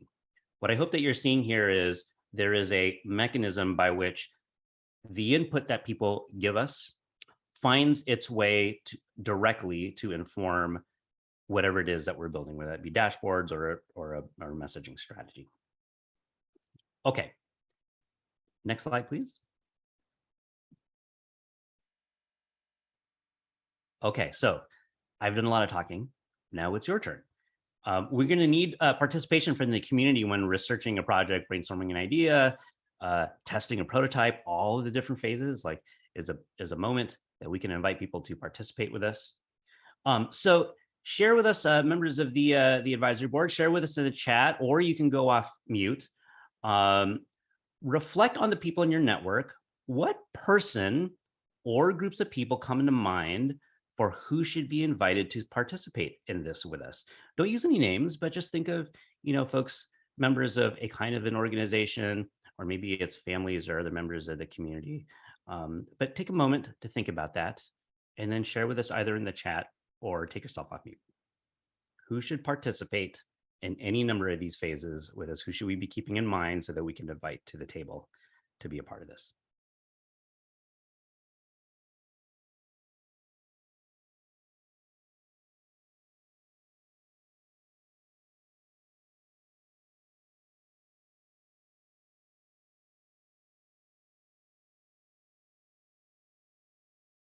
A reminder from Marianne here, if you share something in the chat, please select everyone if possible, so that the public can see the comment too, because it's a public meeting.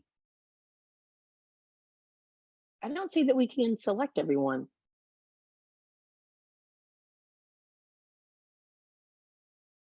Hosts and panelists, do you have that option? Yeah, that should do it. I think that's the max amount of people that you can include. Nope, we just got everyone added. Oh, cool. Oh, I see it.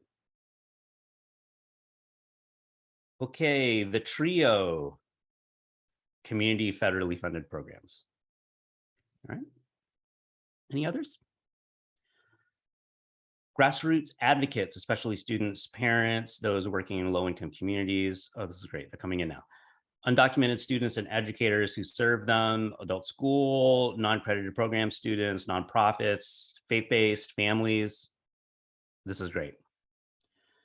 Keep these coming. Sometimes I know that as we progress through the presentation, sometimes ideas come later. That's great. You can put them into the chat. You can send them to us. My email is ryan.estriato@c2c.ca.gov. Put that in the chat also. You can send it to me if you'd like. There you go.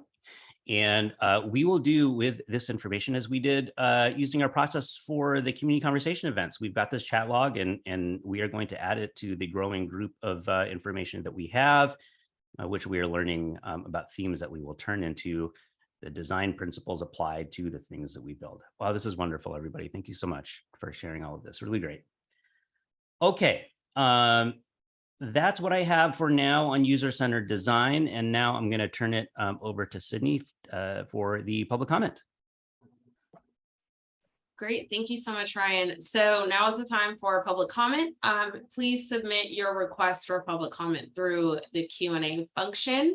And again, you will have 2 minutes to comment. If you'd like to submit a written comment, you can do that through Q&A as well.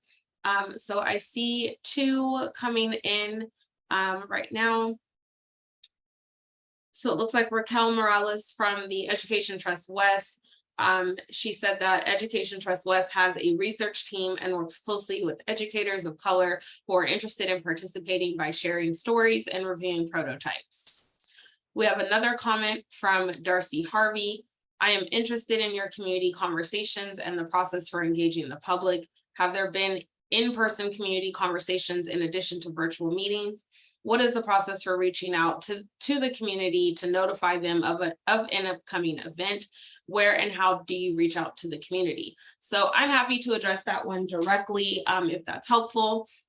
So our community conversations have primarily been, have only been virtual meetings.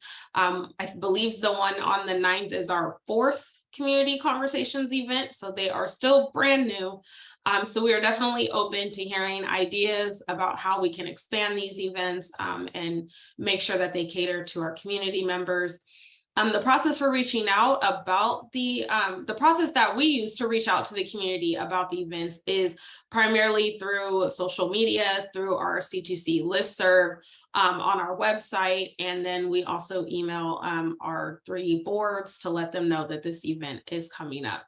And yes, so if you have any ideas or suggestions about how to reach out to more members of the community, please email us at info@c2c.ca.gov.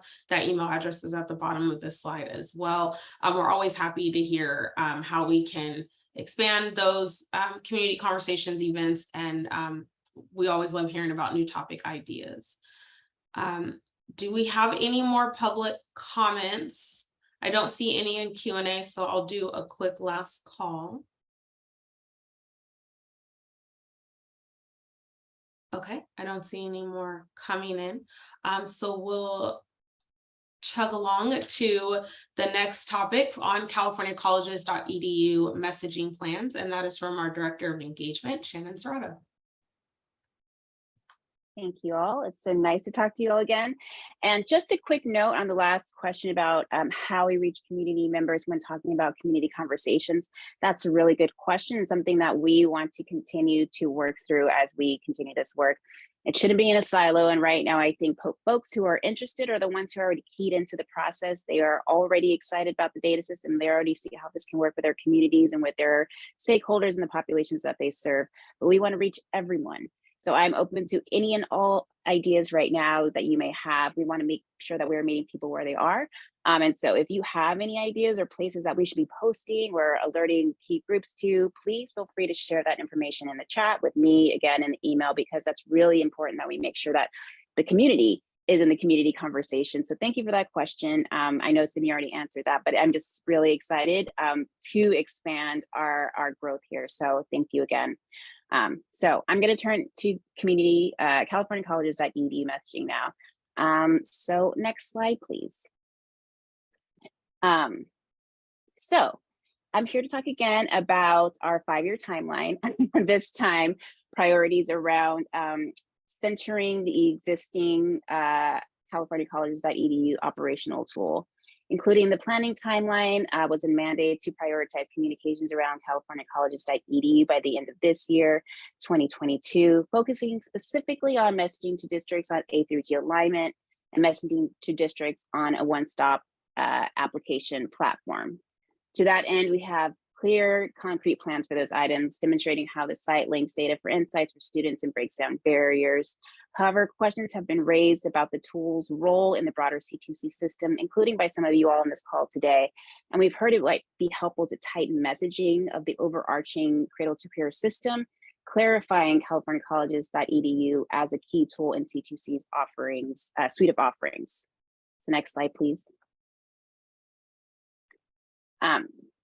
I've heard that you all presented on californiacolleges.edu. Many of you have already done this work, so I am very interested in your thoughts and opinions today. But what we've heard so far is that because the site is somewhat behind a wall, you either have to be or know a student to access or create an account. It's crucial for the team and I to clarify the tool through clear and standardized messaging around the work. And it's important to create a holistic overview of the Cradle-to-Career system that brings californiacolleges.edu under the umbrella of the broader data system. In addition to streamlined messaging, we will soon revamp the existing tools page. And this is an ongoing project, revamping the entire website. So please bear with me as we work through it. But we're hoping to build out the C2C website to better explain californiacolleges.edu beyond just an explanatory video. We will also be building out a standalone page focused specifically on californiacolleges.edu that includes demos, resources, and screenshots related to how students and families can use the tool and how californiacolleges.edu can be scaled to truly break down real barriers for students during the college planning and application process. We will create collateral, blogs, infographics, fact sheets, and FAQs. And to that end, as I've alluded to previously, there's been some confusion around californiacolleges.edu and how it intersects and overlaps with C2C now. specifically related to the K-16 collaboratives. And so we have a draft FAQ that we have shared with both CCGI and the K-16 collaborative for their feedback on a standalone document that we hope will bring clarity to the process. Once we finalize that, we will make that available to folks and have this just as a resource for folks as we go into the field, talk about these things. But if there are other opportunities for clarity, other pieces of information that you think would be helpful as you've had these conversations, if you've gone into the field and had these meetings, please let us know. I'm going to take a moment actually to pause and open up the conversation to this group for your thoughts and questions, because I know that you all have them. So Jackie, do you want to weigh in or let me know your thoughts? Yeah. Yes.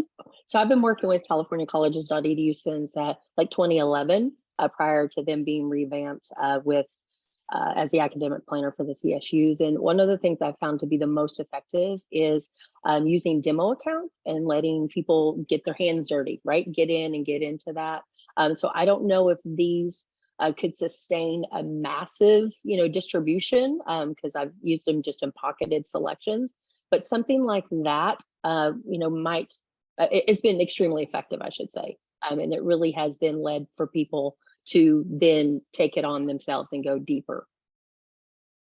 Absolutely. I know once I got my demo account, I was like, oh, this is how we can really help students. But you have to kind of get through that first barrier. So thank you. I totally agree. And I think it would be helpful just to think about how we can better communicate that. Like I said, I alluded to screenshots because of your mentioning we don't know if the system can allow for multiple logins and allow multiple demos, but we really want to make sure that people can understand the back end of the system because it's so helpful and so robust.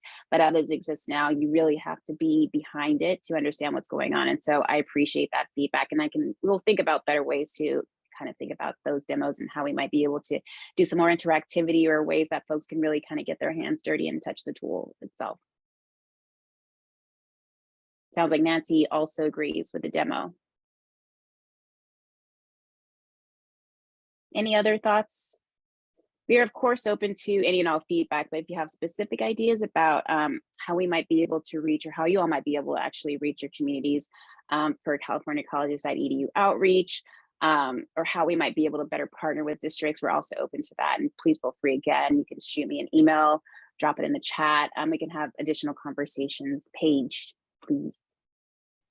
So I live, I'm in Tulare County, and our county did a system-wide presentation for California colleges, and most of our school districts within our county have joined on to California colleges back in 2018, 2019.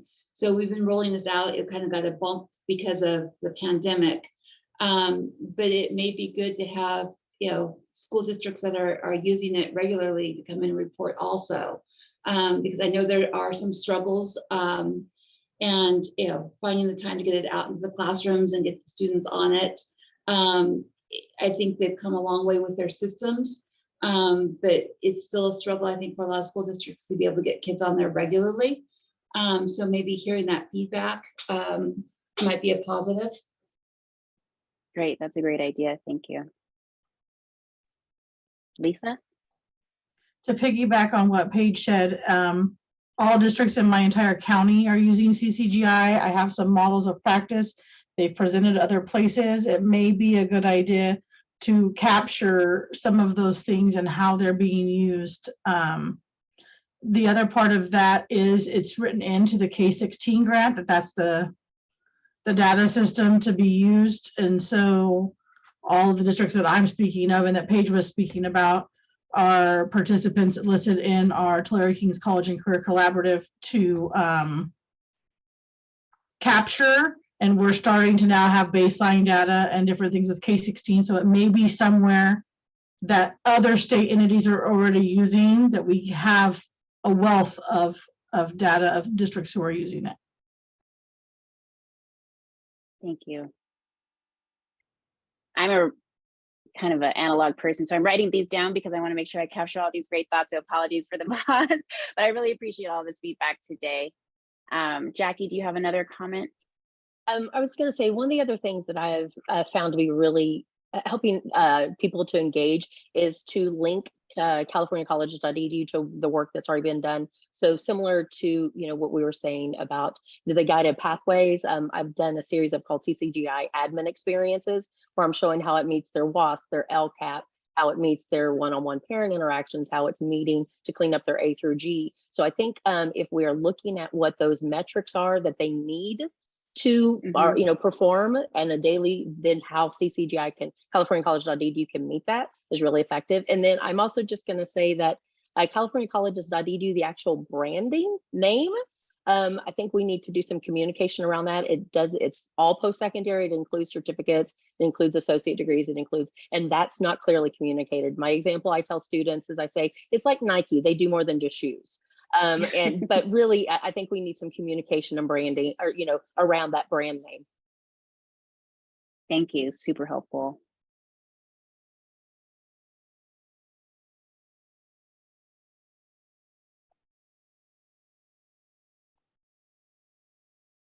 Any other thoughts from this group?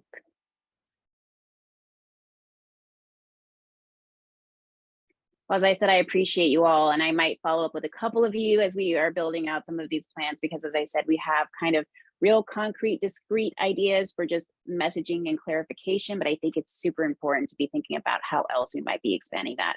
One more time, Jackie. I promise this will be the last thing. I think also communicating who's already in K-12 partnerships with CCGI, they have that as a page. And I just noticed the comment that sometimes people don't even know they're in partnership.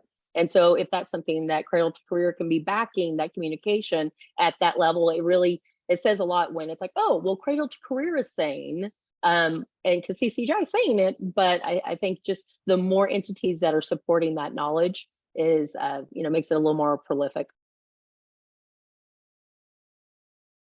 Thank you. This is why we have you all on this call today. I'm just super excited because you all are literal experts in your field and you've done this work. And so we are truly learning from you. So again, I am using this opportunity to expand my thoughts around how we might be able to help.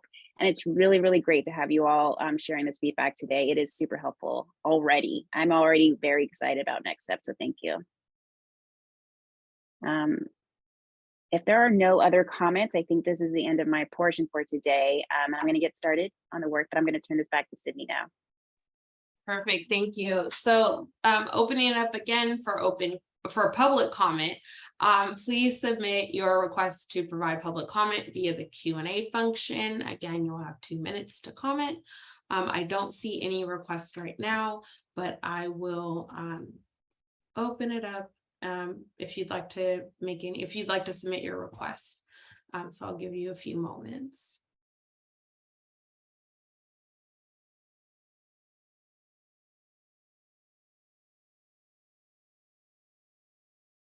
Okay, seeing none, we will go ahead and move to our next agenda item. The student experience audit process, which is back to Ryan. So thank you. Thanks, Sydney, and hi again, everybody. Okay, so well, first I want to echo what Shannon said. I am feeling so energized by the amount of feedback coming through in the chat and just all the experiences that that everyone's sharing, and really can't wait to start integrating this into the development of our products.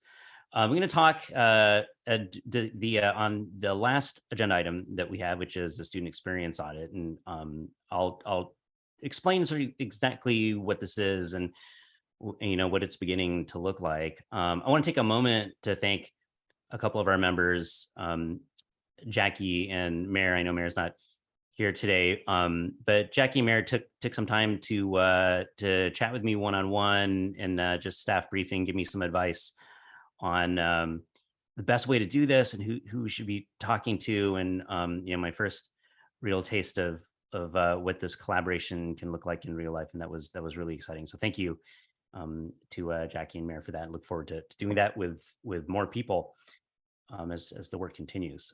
Okay, so the student experience audit is written into the statute. It's got a real specific definition, and I'll just sort of give the highlights of what the requirement is. And how how we can get the most use out of this for for serving the public. The first requirement is that it happen once a year, so a minimum. You go through this process once a year, so you expect to see it once a year. I mean, it might happen more. I mean, certainly, this time we wanted to get one done this year, and we had a bit of a shorter window. And so, as we do the next one, which is going to be in spring of next year of 2023, the process will expand. The purpose of it is to interview and survey members of the community, to learn about the barriers that young folks are up against when they graduate from high school. That's sort of the thing that's kind of top of mind for this process now, but the process can be used can be applied to any of the transitional moments in a young person's life, whether that be starting preschool or searching for a job or any other number of things. So, I think there could be a broad application of this process. The first one, as I said earlier, this one that I'm going to report on happened over the course of 30 days, and we partnered and collaborated with WestEd to conduct the first round of this. It's an abbreviated timeline. Normally we'd have a full year, so we'll have longer for the one that's going to happen in spring, and we'll use the expanded timeline to be able to gather information from more people and also in more ways. And that'll be happening in spring, so we can look forward to that. Sydney, next slide, please. Just a little bit about the method that we took. This first round was focused on frontline educators and other community advocates who are working with students who are transitioning from high school into life after high school.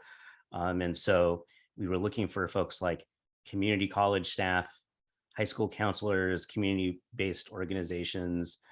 And we wanted to make sure, as it aligns with our focus on equity, that we heard the stories of students and families and community members that aren't often heard in the way that the system is set up right now. And so, we looked at first generation college students, marginalized communities, students in foster care, students who are undocumented, and made a real effort to find ways in our process that those voices had a chance to come out so that we can learn from them.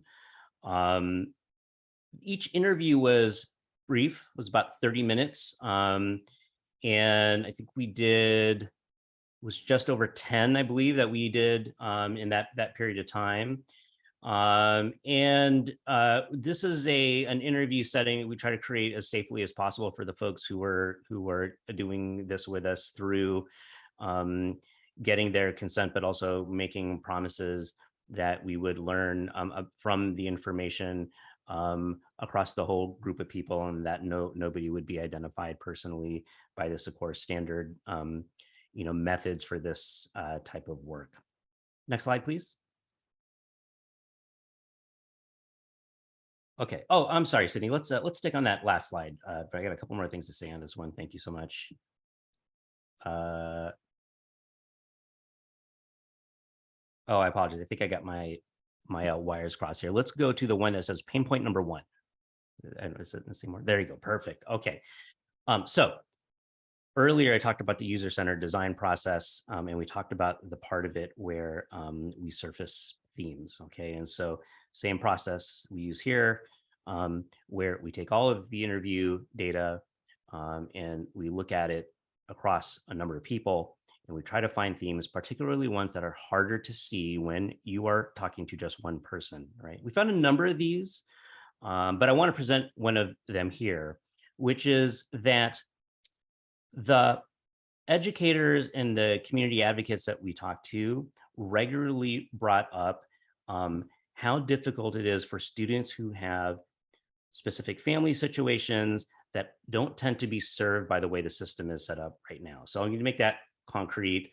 There were folks who brought up students who are homeless, or students who have parents that, for a variety of reasons, could not give the time to sort of walk them through the process, or maybe didn't know how.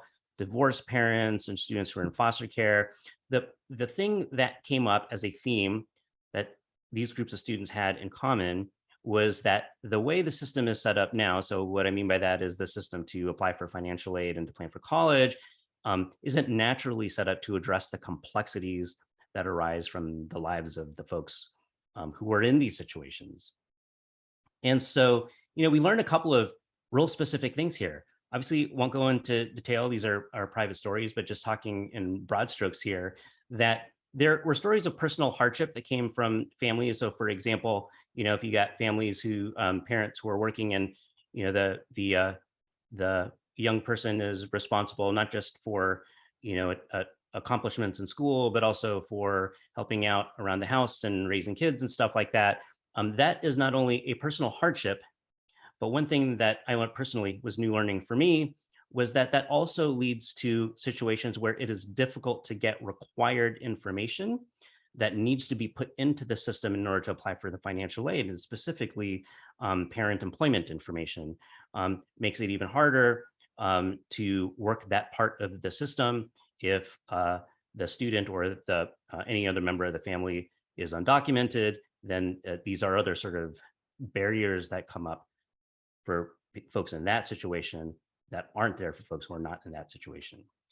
Another story that came up, very interesting and enlightening about the way that we could be thinking about systems change, is that there were stories of great resilience and success. So, for example, running up against these types of barriers, but then having connections within the community that supported learning about the process and eventually sort of making the way through it.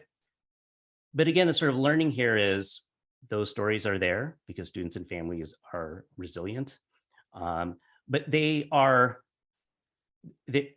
workarounds and not features of the system, right? Is sort of the thing, the pattern that's sort of coming up here is like, well, there's a reason why these stories are inspirational, because you kind of don't expect them given how hard it can be with the way that this system is set up. So, interesting question there. How can we build some of these workarounds into the system so that they're more like features that address the needs of a more varied set of life circumstances? Okay, so let's go ahead and go to the next slide, Sydney. While we do that, I see a couple of hands up. Jackie, I saw yours first. Go ahead, and then we'll go to Lisa. So just 2 notes, just looking at future thinking, the FAFSA specifically is going to be reducing its number of questions dramatically for next year. So down to like 38. Lisa, I always get confused, 38 or 36.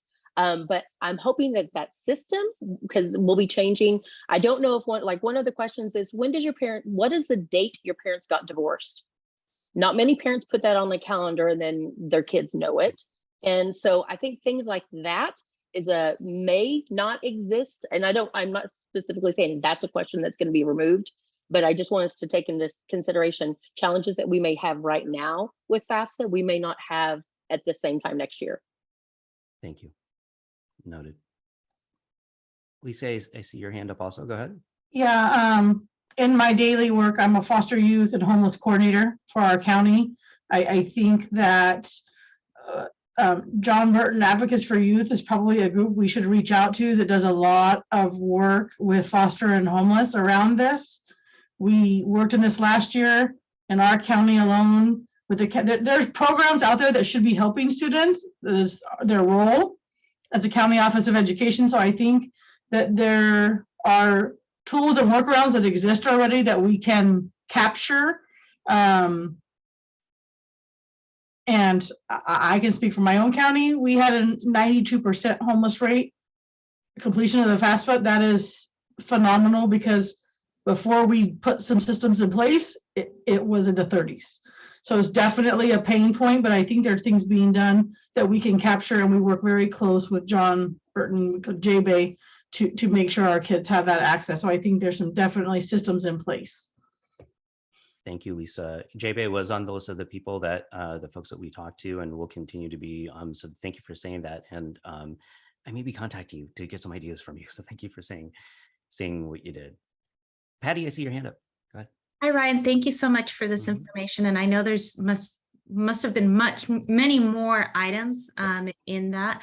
I think I wanted just to note, and I know what because it says unsupportive parents. Yep. I think there's also to note that sometimes parents just don't know, or they're afraid or distrusting. Also, FAFSA is coming up, it's digital. So there is still a clear digital divide, specifically among families who aren't very connected, that may impact this. So I wanted to add this. I know that's important to look at as we're looking at this specific pool of respondents, but there may be other aspects that maybe we'd want to note. Yeah, thanks for flagging that, Patty. A note taken on the language to think about that.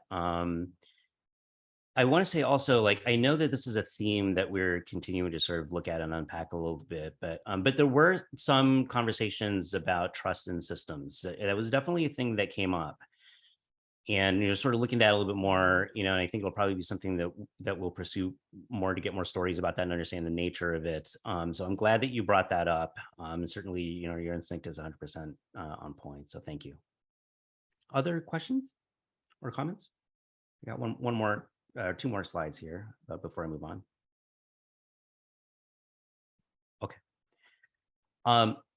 Student experience audit, from my point of view, is from like a designer's point of view and problem solving point of view, is all about the details. So I think, all these comments I think that have come through so far remind us that our professional experience and judgment and intuition makes us aware of, none of these things that are coming up are probably too surprising to us.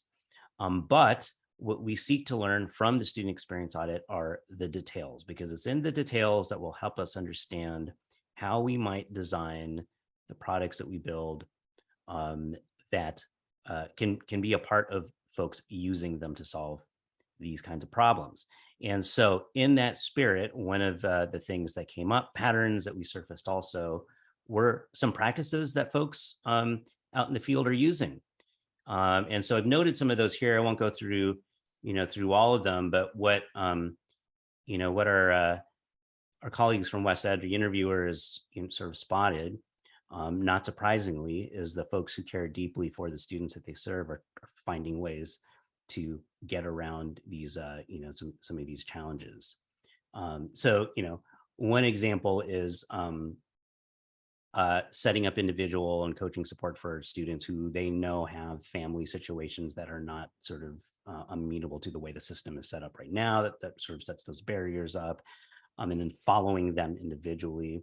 And then there are some examples of what folks have taken, those sort of individual ideas and then sort of use them at a larger scale. Worth noting, those are some of the examples on the right side there. So, some example is there were some stories about LA County using this idea of unified messaging so that all the staff that are sort of surrounding a particular student or family who they anticipate would have some problems working through this process are alerted to that and access the resources that they have.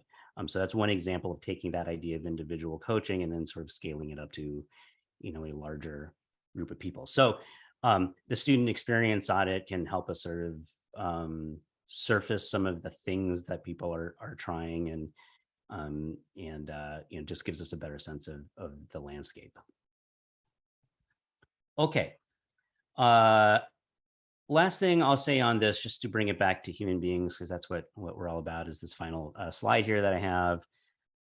Sydney, if you don't mind just moving us there, and I see some hands up too, so I'll get through the slide and we'll take some questions.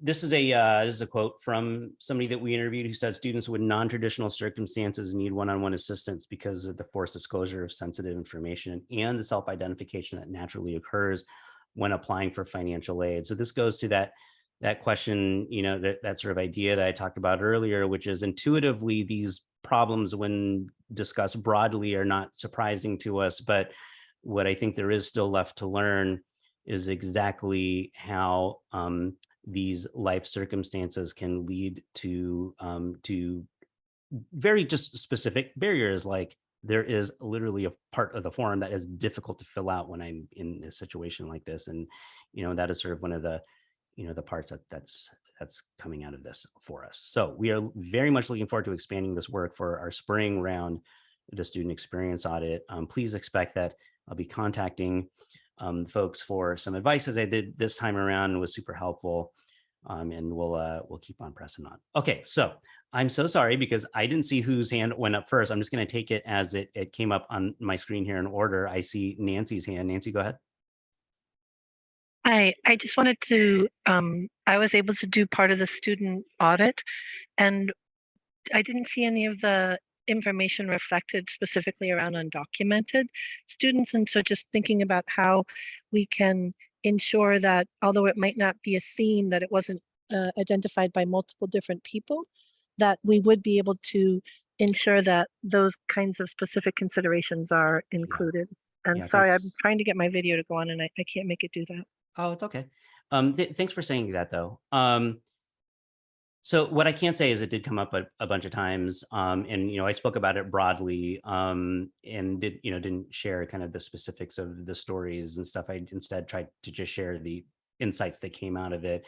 But again, not surprisingly, your instinct is 100% right on. It was very present in the folks that we talked about, and thank you for flagging it here. Paige? Two thoughts on your last slide. Yeah. One of them, you stated in terms of access on how to complete the applications for the CSU UC Community College. That really should be something that we're partnering up with California colleges for. During the pandemic, I know with our district, I created a website with videos on how to complete all the applications. So if we have this system that's going out with California colleges, why aren't we utilizing that to show the steps and the videos on how to complete? The kids are supposed to launch their applications already from California colleges for these systems. So I think that would be a really easy fix to get the videos on there on how to do the applications. Secondly, you had a point on there that maybe have student services be certificated on the FAFSA and DREAM Act. I'm mixed on it. There are so many little idiosyncrasies when you're filling it out. Our local community college does a great job of reaching out to all of our schools to do training, but there's little questions and answers that sometimes, unless you're working with that on an ongoing basis, are very difficult to answer.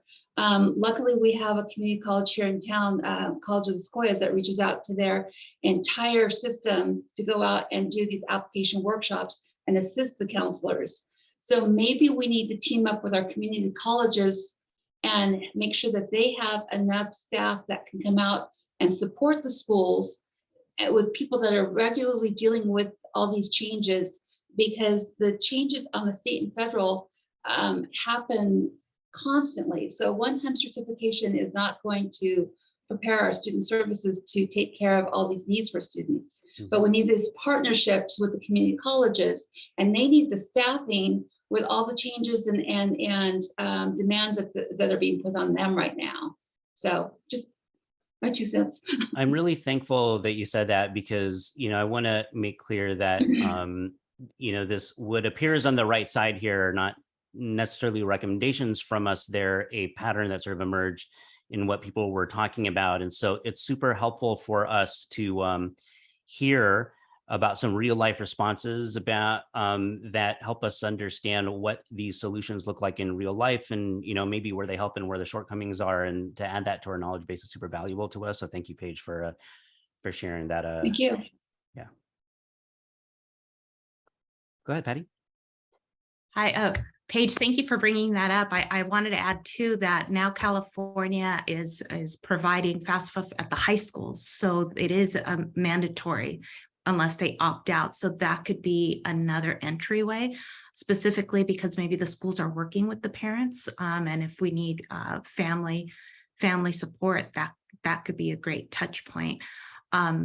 That being said, and I think it was Nancy that brought it up. I know she talked about undocumented immigrants, but I was surprised I didn't see language there. And I don't have background on the respondents, but if something in their language can be one of those impacts, Yeah. culture and language specifically for newcomer students. Thank you, Patty. Note taken. Go ahead, Lauren. Hi, I was just interested in hearing a little more about the plans for the spring audit, and what opportunities we'll have to inform it, and whether or not students themselves, as well as those serving students, are going to be part of it. I'm kind of curious about how these efforts can be leveraged maximally to inform all of the work of the C2C. Yeah, good question. And same to you and for the rest of the group. I'd love to hear your ideas about how to make that the best and most useful thing that it could be. We're still planning it, but there are some things that we are aiming for here. One of them is direct interviews with students. So that's something that we feel has to be a part of this next round and future rounds. It requires a little bit more time because we want to give it the proper care around confidentiality and consent and stuff like that, making sure that we do that properly. But that's an expectation that we have of ourselves for this round. One thing, much of the process will look similar in the sense that we will likely still use interviews and surveys. We'll probably expand that with other data collection techniques. But the scale will change. Probably look at more, it'll take more time to synthesize the data. One thing that will be different is we have this start of a base of data and themes that will begin to evolve, and with more information, maybe learn about the extent to which these themes are true, and be able to share, more stories that reveal to us how we can use that information to develop our work. And so I think those are the kind of three things that may look different next time, different for the good. So students, interviewing students, larger scale because we have more time. And then also like we can begin to enter a little bit of a more hypothesis testing point of view, because we've got some ideas that we think we're seeing that we just need to test, with more incoming information. I'm glad to talk more with you about it. I would love that. Patty, I'm not sure if that is a hand raised again, or if you just didn't like lower it. So, oh, good. Okay, got it. Okay. Thank you, everybody, for sharing that. I feel like it's worth a while to repeat what I said earlier and what Shannon said. This is so energizing just to hear. I just feel like, I think of this as like, I've got blind spots lighting up everywhere because everybody's sort of kind of pointing and nudging us in the right direction to look where we need to look. And that's inspiring. So thank you so much for your time today. And this is just the start. I can't wait to have more conversations with y'all. So with that, I am going to turn it over to Sydney to adjourn. Perfect. Well, before we do that, we'll get into public comment really quickly. If you would like to request to submit public comment, please use the Q&A function to request it. And as I mentioned before, you will have 2 minutes to comment. So I see one question in the public comment from Darcy Harvey. Can you repeat how many people were interviewed in the first round of the student audit? So I think that's a question for Ryan. I don't know if you want to address that here and now or table that to discuss offline. I can say now the number I believe is 10. I want to go verify that for you if it's important to get that pin perfect, but that was the ballpark figure, and I can get back to you. I'll send you an email or something once I go and verify that in our spreadsheet. Perfect, thank you. Mm-hmm. And I don't see any more requests for public comment in the Q&A, but I will give it another 10 seconds or so.